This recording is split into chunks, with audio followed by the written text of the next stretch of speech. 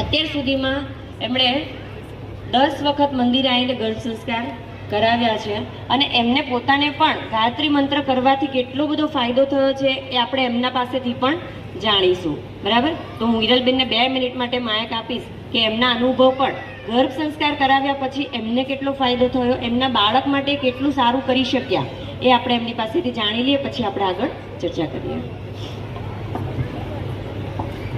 Thank you, Jinita madam, for welcoming in my baby shower.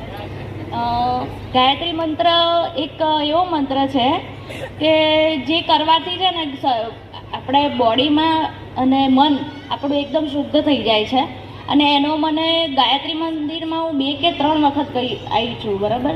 2 કે 3 વખત પણ મને આસ્થા નહોતી એ ટાઈમે ગાયત્રી મંત્રમાં. રાઈટ? મેં જીનિતા મેડમને બી કીધું છે. તો 2 કે 3 વખત આવી, પછી યજ્ઞમાં બેઠી, બધું કર્યું.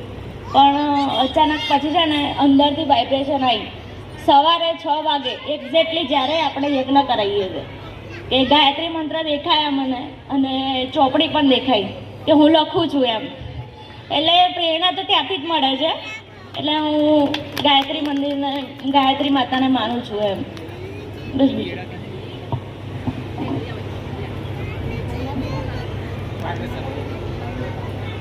એમનો અનુભવ ખૂબ જ સરસ અનુભવ છે કે એમને સવારે ઉઠતાની સાથે જ એ વસ્તુ એમને અનુભવ થયો અને એમાંથી એમને પ્રેરણા મળી. અને એ જે એમને પ્રેરણા મળી છે એ પ્રેરણા આપનાર પણ એનું બાળક જ છે, જે ગર્ભમાં અત્યારે ઉછરી રહ્યું છે કે ના માં, આ તારા માટે યોગ્ય છે અને તારા માટે જે યોગ્ય છે એ જ વસ્તુ મારા માટે પણ યોગ્ય છે.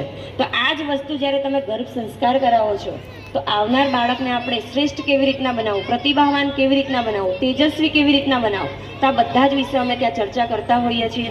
આખી દિનચર્યા, તમારું શિડ્યુલ કેવું હોવું જોઈએ કે સવારથી રાત સુધીમાં તમે જે કામ કરો છો એમાં નાના નાના કેવા ફેરફાર તમે કરી શકો છો એની અંદર, તો એક શ્રેષ્ઠ પરિણામ તમને મળી શકે. એ બધી વિશે ત્યાં અમે ચર્ચા કરીએ છીએ એના માટે. અને રેગ્યુલર એમની વિઝિટ રહે છે, એટલે અમને તો પૂરેપૂરો વિશ્વાસ છે કે એમના થકી માનવ નહીં પણ એક મહામાનવ આ પૃથ્વી પર આવશે ને આવશે જ. એટલો એમનો પણ ખુદનો પ્રયત્ન છે અને એમના આખા પરિવારનો સપોર્ટ એમને એટલો સાથે રહ્યો છે અને આગળ જતાં પણ રહેશે.